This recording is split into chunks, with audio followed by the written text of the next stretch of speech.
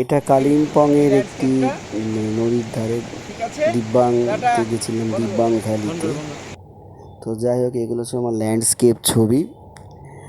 তো আমি একটা জিনিস সবসময় মাথায় মানে নিতে চাই না মাথাতে এই সমস্ত জিনিস, কিন্তু আর্টিস্টদের আমি মানে আর্টিস্ট হোক বা যে কোনো লোককেই হোক, যদি বলি বস আমার একটু ছবিটা একটু তুলে দেবে, কোনো একটা অনুষ্ঠান হচ্ছে বা আমি সেখানে মানে আমি নিজেরটাই নিজে তুলতে পারছি না, মানে আমি সেখানে যুক্ত সেই অনুষ্ঠানে, তো থার্ড পার্সনকে যদি বলি একটু ছবি তুলে দিতে, আমি দেখেছি মানে 100 জনের মধ্যে 99 জন ইচ্ছা করে খারাপ করে ছবি তোলে। তো এটা তো এখন ঠিক, এরা এই যে মোবাইলে ছবি তোলা, এখানে তো কোনো রকেট সায়েন্স নেই বা আগেকার কোনো ক্যামেরা কল কবজা কিছুই জানে না, তা তো না।